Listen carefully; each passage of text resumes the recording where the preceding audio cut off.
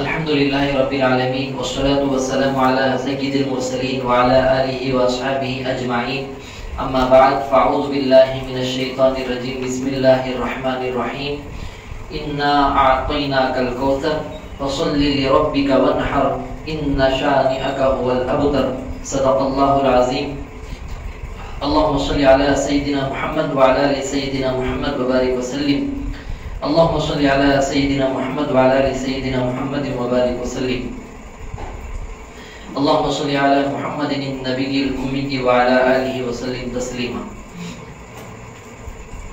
محترم حاضرین مجلس،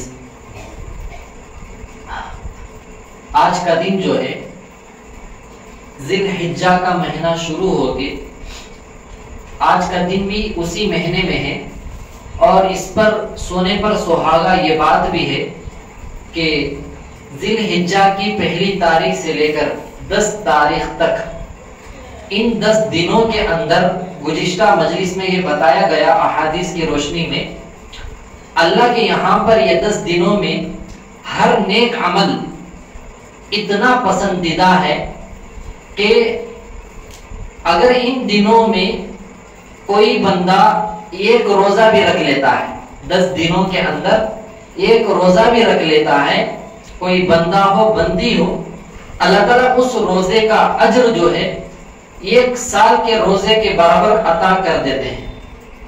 اور یہ 10 دنوں میں سے ایک رات اگر کوئی بندہ عبادت کر لیتا ہے، یا 10 دن کی بھی 10 راتوں کی 9 راتوں کی بھی عبادت کر لیتا ہے، اللہ تعالیٰ اسے لیلۃ القدر، جو شعبان نہیں بلکہ شب قدر رمضان کے مہینے میں جو رات آتی ہے، جو سورہ قدر میں بتایا گیا 1000 مہینوں سے افضل ہے، اس کے بعد اللہ تعالیٰ اس رات کا اجر اور نیکیاں نام اعمال لیلۃ القدر کے برابر اللہ تعالیٰ عطا کر دیتے ہیں.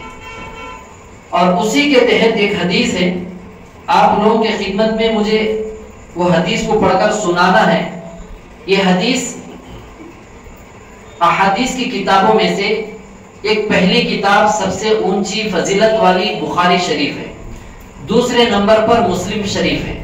تو صحیح مسلم کی حدیث ہے کہ کتاب الصوم کے اندر، کتاب الصیام، روزوں کے سلسلے میں جو بیان ہے، اس میں حضرت ابو قتادہ رضی اللہ تعالیٰ عنہ سے مروی ہے، فرماتے ہیں رسول اللہ صلی اللہ علیہ وسلم سے عرفے کے دن کے روزے کے متعلق پوچھا گیا، عرفے کے دن کے روزے کے بارے میں پوچھا گیا، تو اللہ کے نبی صلی اللہ علیہ وسلم نے فرمایا کہ 1 سال گزشتہ اور 1 سال آئندہ گناہوں کا کفارہ کر دیتا ہے. ایک تو پہلی تاریخ سے لے کر 9 ذی الحجہ تک 9 روزے جو ہوتے ہیں، اس کی فضیلت اپنی جگہ ہے. ایک روزہ سال بھر کے روزوں کے برابر اجر مل جاتا ہے. اور اس حدیث کے اندر حضرت ابو قتادہ انصاری رضی اللہ عنہ سے یہ روایت مروی ہے، رسول اللہ صلی اللہ علیہ وسلم سے عرفے کے روزے کے متعلق پوچھا گیا، تو اللہ کے نبی صلی اللہ علیہ وسلم نے فرمایا عرفے کا روزہ اگر کوئی شخص رکھ لیتا ہے، 1 سال اگلے 1 سال پچھلے، جو 1 سال تک جو گناہ کریں گے وہ اور پچھلے 1 سال کے جتنے گناہ کر چکے ہیں، یہ 2 سال کے تمام گناہوں کا کفارہ یہ روزہ بن جاتا ہے.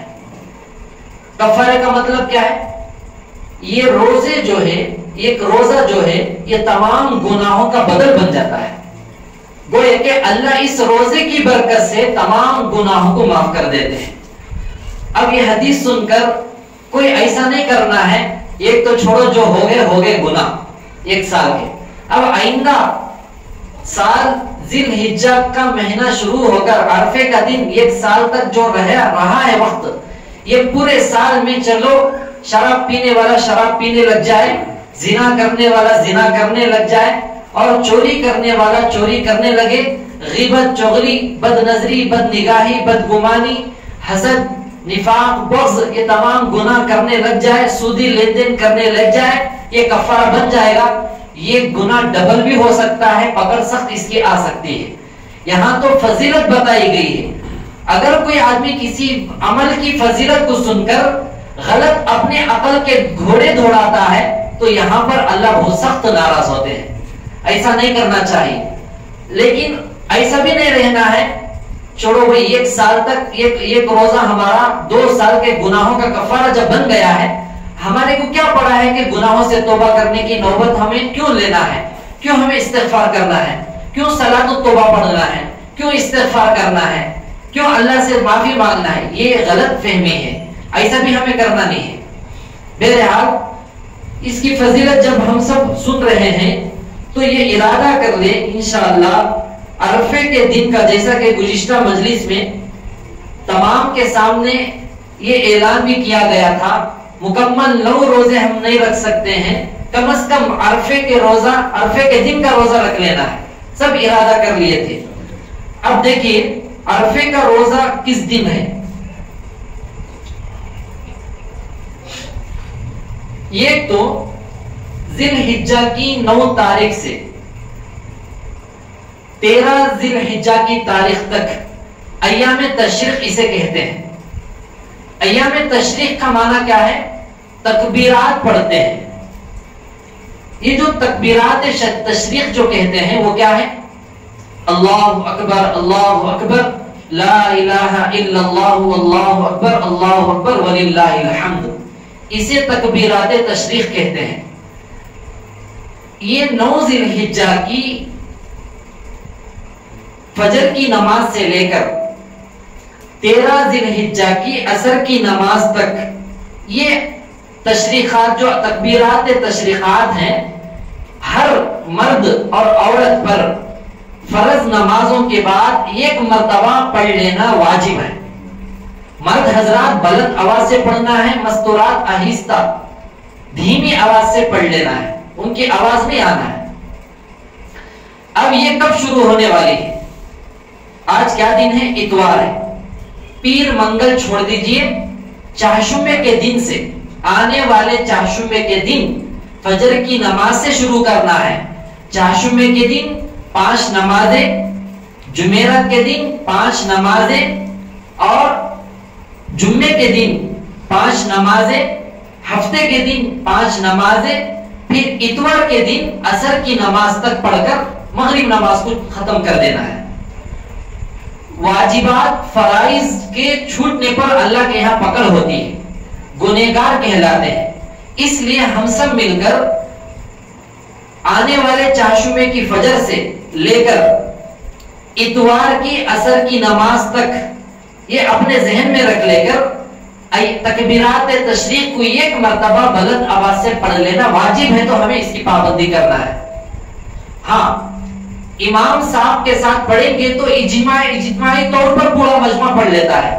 اگر کوئی نماز ہماری چھوٹ گئی، مثلا فجر کی نماز چھوڑ گئی، ہمیں گئے امام صاحب سلام پھیر دیے، ہمیں اپنی نماز انفرادت پڑھتے ہیں. سلام پھیرنے کے بعد بھی یہ تکبیرات تشریق کو 1 مرتبہ بلند آواز سے، بلند آواز کا مطلب یہ نہیں کہ پوری مسجد گونجنے لگے یا پورے گھر کے اندر پٹاخے پھوڑنے کی آواز آنے کی طرح نہیں ہے.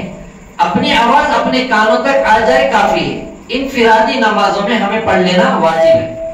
ہاں اگر کوئی ان دنوں میں نماز قضا ہو جاتی ہے، مثلا فجر کو نہیں اٹھے، اشراق کے بعد اٹھ کر نماز قضا کر رہے ہیں، یا ظہر نہیں پڑھے یا عصر نہیں پڑھے، ان نمازوں کو ہمیں عصر کے بعد یا مغرب کے بعد قضا کر رہے ہیں، جب بھی جو ہے 1 مرتبہ تکبیرات تشریق کو پڑھ لینا واجب ہے. لیکن آہستہ نہیں، بلند آواز سے اپنی آواز اپنے کانوں تک تو گونجے. یہ مسئلے کو ذہن نشین کر لینا ہے.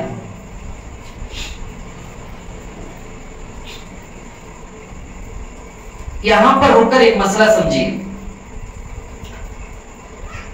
مسلک دیوبند، اہل سنت والجماعت، حنفی، ان کا مسلک یہ ہے تکبیرات تشریق 9 ذی الحجہ کی فجر سے، آنے والے چہارشنبے کی فجر سے، اس کے بعد آنے والے اتوار کی عصر تک ہر فرض نماز کے بعد 1 مرتبہ پڑھ لینا واجب ہے. بعض دوسرے لوگ جو ہے احباب، بعض علماء کرام بھی ہیں جو دوسرے مسلکوں کے تعلق رکھنے والے ہو، یا اپنے مسلک سے تعلق رکھنے والے ہو، یہ لوگ جو ہے بعض مرتبہ اکثر کرناٹک کے علاقوں میں تکبیرات تشریق کو 3 مرتبہ پڑھتے ہیں، وہ بھی بلند آواز سے، لیکن یہ مسئلہ صحیح نہیں ہے۔ یہ 1 مرتبہ پڑھنے کا مسئلہ ہی ہے، اور یہی تمام ائمہ کا اس پر اجماع ہے۔ وہ جن کے پاس ہے وہ ان کے لیے ہے، لیکن ہمارے مسلک میں، حنفی مسلک میں 1 مرتبہ پڑھنا واجب ہے۔ بعض اکثر علاقوں میں کرناٹک کے 3 مرتبہ پڑھتے ہیں، وہ بھی بلند آواز سے، فرض نمازوں کے بعد مساجد میں بھی ایسا پڑھتے ہیں، لیکن یہ طریقہ سنت کے خلاف ہے، 1 مرتبہ پڑھنا ہی واجب ہے۔ اب یہاں پر سنیے، عید کا دن کب ہے؟ جمعرات کو ہے، تو عرفے کا دن ہوا چہارشنبے کا دن، عرفے کا دن ہوا چہارشنبے کے دن، تو 9 ذی الحجہ جو ہے چہارشنبے کا دن ہے، 10 ذی الحجہ کو عید کا دن ہے، تو عرفے کا دن ہمارے لیے 9 ذی الحجہ، تو اسی دن عرفے کا روزہ رکھنا ہے، تو وہی 1 روزے کی فضیلت پچھلے 1 سال کے گناہ اور آئندہ 1 سال کے گناہوں کا کفارہ بن جاتا ہے۔ یہاں پر یہ مسئلہ بھی یاد رکھ لیں، کوئی دینی مجلس ہو یا دنیا دار کی یا دنیاوی مجلس بھی ہو جس میں بیٹھ کر ہمیں دعوتوں کے بارے میں یا کسی اور سلسلے میں گفتگو کرتے ہو، کاروبار کے لائن سے یا اپنے خاندان کے لائن سے، رشتوں کے لائن سے، بزنس کے لائن سے، جس لائن سے بھی کوئی مجلس 2 آدمی مل کر، 3 آدمی مل کر یا کچھ اور زیادہ آدمی مل کر آپس میں گفتگو کرتے ہو، کرنے کے بعد خصوصاً آپ لوگ سنے رہیں گے دینی مجالس کے اختتام پر، ایک مجلس کے اختتام پر اختتامی دعا پڑھائی جاتی ہے، سبحان اللہ بحمدہ سبحانک اللہم وبحمدک اشہد ان لا الہ الا اللہ واستغفرک واتوب الیک، یہ جو دعا پڑھائی جاتی ہے، پڑھتے ہیں، یہ دعا کا مطلب کیا ہے؟ اس مجلس میں بیٹھ کر ختم ہونے کے بعد احادیث میں آیا ہے، اگر کوئی اس دعا کو پڑھ لیتے ہیں گویا کہ اس مجلس کے لیے مہر لگا دی جاتی ہے، اللہ کی طرف سے مہر لگا دی جاتی ہے، اور یہ مجلس کا یہ دعا کفارہ بن جاتی ہے۔ اگر اس مجلس کے اندر کوئی کمی پیشی ہو، کوئی گناہ ہو گیا ہو یا کچھ بھول ہو چکی ہو، یہ مجلس کے اختتام کے بعد پڑھائی جانے والی پڑھنے والی دعا کفارہ بن جاتی ہے۔ اللہ اس مجلس میں ہونے والے بھول کو، گناہ کو، غلطی کو اللہ اس دعا کے بدلے سے، اس دعا کے بدلے معاف کر دیتے ہیں۔ اس کے بارے میں فضیلت یہ بھی موجود ہے، اگر ہمارا 1-2 آدمی، 3 آدمی، جتنا بھی بڑا مجمع ہو، دنیا دار مجلس ہو، دنیاوی مجلس ہو، تو بھی اس دعا کو پڑھ لینے پر اللہ سے یقین 100% رکھیں، اللہ اس مجلس کے اختتام پر، دیندار مجلس نے، دینی مجلس نے، دنیاوی مجلس کے اختتام پر پڑھنے پر بھی اللہ اس دعا کی برکت سے اس مجلس کا کفارہ بنا دیتے ہیں۔ مطلب اس مجلس میں اگر ہمیں کاروبار کے لئے سے بات کرے ہوں یا کسی کی غیبت کرے ہوں یا چغلی کرے ہوں، تو اللہ اس دعا کی پڑھنے کی برکت سے اللہ اس گناہ کو بھی معاف کرتے ہیں، وہ کفارہ بن جاتی ہے۔ ایسا نہیں کہ ہمیں جڑتے رہے، غیبتیں کرتے رہے، دعا پڑھتے رہے، ایسا نہیں ہے۔ تو اس لیے ایسے اعمال کو ہمیں زندہ کرنا ہے۔ اب دیکھیے، چند لوگ جڑ کر بیٹھے گھر میں مشورہ کرنے، آگے پیچھے کچھ ہو گیا، یہ دعا پڑھ لینے کی برکت سے اس مجلس میں ہونے والی غلطی گناہ کا وبال اللہ نہیں اتاریں گے، کیوں؟ یہ دعا پڑھے ہیں۔ اگر یہ دعا نہیں پڑھ لیں گے، ضرور ہو سکتا وہ غلطی اور اس بھول کا کچھ نہ کچھ نقصان ہمارے اوپر مسلط ہو جائے۔ اس طریقے سے ہمیں اپنے تمام جن لوگوں سے ہمیں کچھ بات چیت کرتے ہیں، 2 منٹ ہو، 1 منٹ ہو، اختتام پر اس دعا کو پڑھ کر ختم کر لے کر چلے جانا ہے۔ یہ مسئلے کو بھی یاد رکھ لیں۔ آخر میں آج کل کے ماحول کے اعتبار سے ایک بہت چھوٹا سا قصہ میں آپ کو سناؤں گا کہ اس قصے کو ذہن میں رکھ لیں گے تو جس سے بھی ملنا ہو تو آپ کو یہ قصہ یاد آئے گا۔ ابھی ایک ہمارے حضرت سنا رہے تھے، بہت اچھا قصہ ہے، چھوٹا ہے اور سبق حاصل کر لینے کے لیے۔ حضرت مولانا قاری حکیم افسر پاشا صاحب رحمۃ اللہ علیہ، ابھی جو حضرت آئے تھے ڈاکٹر صاحب، ان کے ابا بہت بڑے اللہ والے، انہوں بار بار یہ قصہ بتاتے تھے مجالس میں۔ जाहिल पीर, इस किस्से का उन्वान क्या है? जाहिल पीर। पीर बोले तो शेख को कहते हैं, पीर बोले तो शेख को कहते हैं। तो हमारे मसलकों में, हमारे चीजों में भी पीर होते हैं और दूसरे मसलकों में, दूसरे उनके चीजों में भी पीर होते हैं। तो हजरत ने बार बार ये किस्सा नकल करते हैं मजालिस में। जाहिल पीर का एक किस्सा है। किस्सा क्या है? वो पीर साहब के पास जो भी आदमी जाकर बैठता है, उनके बारे में मशहूर ये था, हमारे पीर साहब के पेशानी में हमारे पीर साहब अपने लोगों को अल्लाह दिखाते। पीर साहब की पेशानी में पीर साहब जो है लोगों को अल्लाह दिखाते। अब ये जुमला जब किसी के कान में पड़ेगा, क्या करेंगे? उनको पीर उन्होंने कि नहीं कि मैं अल्लाह को पेशानी में देखना, इस ज़हन में रहेगा ना। अब जैसा कि तमिलनाडु के इलाके में ऐसा माहौल है, पहले किस्सा सुने बाद में वो बताऊंगा। तो लोग आकर बेधड़क जाते थे, अंदर जाने के बाद, बाहर आने के बाद हर एक बोलता था, हाँ पीर साहब के पेशानी में मैं अल्लाह को देखकर आया हूं। सब हैरान, सब परेशान। अब मजमा इतना बड़ा होता था, सब लोग हैरान। एक आदमी गया, जाकर पीर साहब की पेशानी में हमें अल्लाह को देखना है। अब जाकर बैठे, पीर साहब आपके बारे में हमें सुने हैं कि आपके पेशानी में अल्लाह है, आप दिखाएंगे। बाहर ये बात लीक नहीं है, अंदर जाने के बाद एक शर्त ये रखी जाती है पीर साहब के सामने बैठने के बाद, पीर साहब की पेशानी में अल्लाह को देखना है तो सबसे पहले उनके हाथ में बैत करना।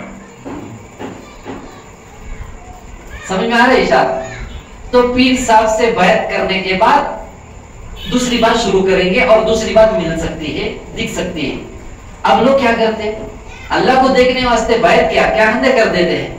तो बैत होते थे, बहुत दूर दूर से बहुत बड़ा मजमा आता था, बैत होता था। अब इन्हों बैत हो गए। बैत होने के बाद उन्होंने बोले, पीर साहब आपकी पेशानी में अल्लाह को दिखाओ, मैं देखना चाहता हूं। पीर साहब बोले, ऐलान करो भाई। बोले क्योंकि जो भी मजमा आता था बैत कर लेना पहले। बैत होने के बाद उस सारे मजमे को ये कहते थे, किसे किसे अल्लाह को देखना है, तो सारा मजमा हाथ उठाता। तो हाथ उठाने के बाद एक शर्त ये बोलते थे, जो जो अल्लाह को मेरे पेशानी में देखना चाहता है, सिर्फ उस आदमी को अल्लाह मेरे पेशानी में देखेगा जो एक बाप से पैदा हुआ है। एक बाप से जो पैदा हुआ है उसी को मेरे पेशानी में अल्लाह नजर आएगा। समझ में आ रहा है इशारा? अब कौन नहीं बोलेगा? अगर कोई एक बाप से पैदा मैं नहीं हुआ हूं बोले तो कितना बड़ा इल्जाम है, कहां तक जाता है ये इशारा। अब मजबूरन वो जो है, इज्जत का ही मुझे मसला होना है, हाँ हाँ मैं एक ही बाप से पैदा हूं बोलकर फिर सब आपकी पेशानी में मुझे अल्लाह दिख गया बोलकर भाग कर आ गए। उन्होंने आकर बाहर लिख कर डाले, अंदर गए तो बैठ कर लेते हैं। दोबारा जो है हजरत के पीर साहब के पेशानी में अल्लाह देखना है तो ये शर्त रखते हैं। अब अंदर जाने वाले ये शर्त को मानकर ही बाहर आना पड़ेगा, नहीं मानेंगे तो पूरा मजमा उनको दिखेगा कितने बाप से पैदा होकर आया है। तो हजरत ये नकल करते थे किस्से को। इससे सबक ये मिलता है, पीर जाहिल का किस्सा बोलकर मुफ्ती सईद साहब पालनपुरी रहमतुल्लाह अलैह बताते हैं, जितना बड़ा जाहिल आज के दौर में उतना बड़ा दीनदार अपने आप को साबित करता है, और जितना बड़ा जिम्मेदार दीनदार उन्हें उतना बड़ा जाहिल रहता बोलते थे। जब मैं मदरसा पढ़ता एक बात सुना था, समझ में नहीं आ रहा था, लेकिन अब अच्छी तरीके से समझ में आ गया है, अच्छे तरीके से। अभी जहालत देखिए, तमिलनाडु के इलाके में एक जगह कोई है साहब, तो लोग वहां पर 2 लाख 3 लाख 2.5 लाख 1.5 लाख रुपए जाके अंदर कमरे में जाकर आने के वास्ते पैसे फीस देते हैं। हमारे आंध्रा के एक साहब कार चलाते चलाते बताए, हजरत हमारे मुसलमान अब पागलों से भी बदतर है। क्यों भाई? वहां किसी हजरत के पास जाते हैं और वहां जाने के बाद एक कमरे में भेजा जाता है, तो उन्होंने जिन्नात उनको 10 मिनट बात करते हैं। तो जिनसे बात करने के वास्ते फीस कितना है? 2 लाख 3 लाख 2.5 लाख। आप समझो क्या अक्ल घास चरने गए हैं हमारे मुसलमानों की, और शर्त ये रखते हैं सिर्फ 3 सवाल करना है। सवाल करके खामोश बैठना, अंदर से जवाब आ जाता है, उसके बाद कोई भी दूसरा भी बात नहीं करना, करे तो जान का खतरा है बोलकर डरा कर भेजते हैं। वो अंदर जाकर किससे बात करते हैं, किससे क्या करते हैं नहीं मालूम, आने के बाद मैं जिन्ना से बात किया बोलते हैं। तो इससे मालूम होता है कि जितनी दीन की मेहनत हो रही है उतने जाहिल, अक्खड़ जाहिल भी अपने काम में लगे हुए हैं। लेकिन हमारे मुसलमान भाई जो है जहालत को नहीं देख रहे हैं, जो सामने आ गया करते जाओ, जो सुन लिए वो मानते जाओ। ये बहुत बड़ी हमारी मुसलमानों की गफलत है, गलत सोच है। कई गरीब ऐसे हैं 1 साल होता है या 2 साल 3 साल होता है 1 लाख रुपए जमा करने के लिए, तो ये लोग सिर्फ जिन्नात को बाहर करने के लिए 2 लाख रुपए, 2.5 लाख, 2.5 लाख, 3 लाख देकर जाते हैं। तो क्या अक्ल इनके ऊपर, क्या पर्दे पड़ चुके हैं। अरे अल्लाह फरमाते हैं मेरे से बात करना हो कुरान पढ़ो, नमाज पढ़ो, डायरेक्ट अल्लाह का। क्यों? जिन्नात इंसान तो अल्लाह के ही तो बंदे हैं, उसी की मखलूक है। एक मखलूक दूसरी मखलूक को बात करने से क्या मिलेगा? डायरेक्ट उस खालिक से राब्ता कर लो जो हर चीज को देने वाला है। उन्हें 2.5 लाख भी नहीं पूछता है, 1 रुपया भी नहीं पूछता है। तो ये बात को मैं इसलिए बता रहा हूं, ऐसी जहालत भी है। अभी कुर्बानी के अय्याम चल रहे हैं, बहुत बड़ा मजमा हमें हमारे अब्बा की तरफ से कुर्बानी देते हैं, हमें हमारे दादा, पड़दादा, नानी या पड़नानी किसी की तरफ से देते हैं बोलकर कुर्बानी देते हैं। लेकिन हालांकि कुर्बानी उनके ऊपर वाजिब होती है। कई लोग एक जानवर लाते हैं, उसमें चंद हिस्से करते हैं, अलग बात है, लेकिन उसमें उन लोगों के जरूरी हिस्से करना है जिनके ऊपर अपने घर में कुर्बानी वाजिब है, ये नहीं कर रहे हैं। हाँ, बाज लोग एक बकरा लाके किसी का नाम लेकर घर में कर देते हैं, तो मतलब ये हुआ उन्होंने जो है हमें सुनना सोकई को, करना सोकई को, बाप दादा के जमाने से हमेशा एक बकरा देते हैं, 2 को बकरे देते हैं, गाय देते हैं, वैसा देने को आते हैं। तो ये पूरा मसला खबर में जाने के बाद क्लियर नहीं होगा, मुकम्मल सजा मिलती रहेगी। तो इसलिए आप लोग जो है इतना करें, अपने अपने रिश्तेदार में ये मसले को बताएं, जिनके ऊपर कुर्बानी वाजिब है उन्होंने देना जरूरी है, उनकी तरफ से देना जरूरी है। लेकिन किसी एक की तरफ से देना है या उनकी तरफ से देना है, अपने ऊपर खुद वाजिब है, तो हमें दादा के नाम से देने से क्या दादा हमारे को जन्नत ले जाएंगे? उनकी तरफ से दे तो उनको सवाब मिल जाएगा, लेकिन हमारे ऊपर जो वाजिब की चीज जो छूट गई है उसका क्या बदल है? तो ये मसले को लोग नहीं समझ रहे हैं। ये बहुत जरूरी मसला है, बहुत जरूरी मसला है। बहरहाल ये अय्याम में जो है एक आखिरी बात बताकर मैं खत्म करता हूँ। हमारे बहुत बड़े अल्लाह वाले उलमा इकराम ये बात बताते हैं, 5 फर्ज नमाजों के बाद तकबीरात तशरीफ जो पढ़ते हैं 1 मरतबा पढ़ लेना वाजिब है बुलंद आवाज से। उठते बैठते भी इन अय्याम में इस तस्बीह का जिक्र कर सकते हैं।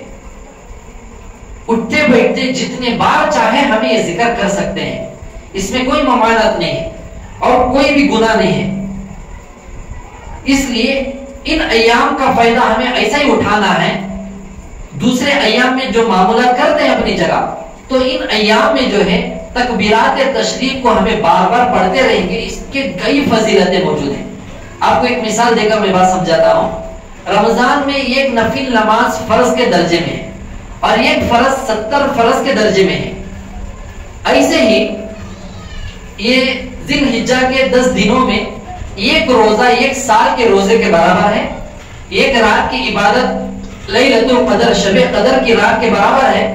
लेकिन इन दिनों के खत्म होने के बाद, रमजान के खत्म होने के बाद, वो अल्लाह जो 1 को 70 नेकी देता है, वो अल्लाह जो है अगर हमारा ईमान यकीन ज्यादा होकर और सच्चे दिल से इखलास से हमें जिक्र करेंगे, 100% इस बात पर कोई शक नहीं है, अल्लाह 1 70 जो देता था 1 700 भी देगा, 1 के बदले 7 लाख भी देगा, 1 के बदले 7 करोड़ भी देगा।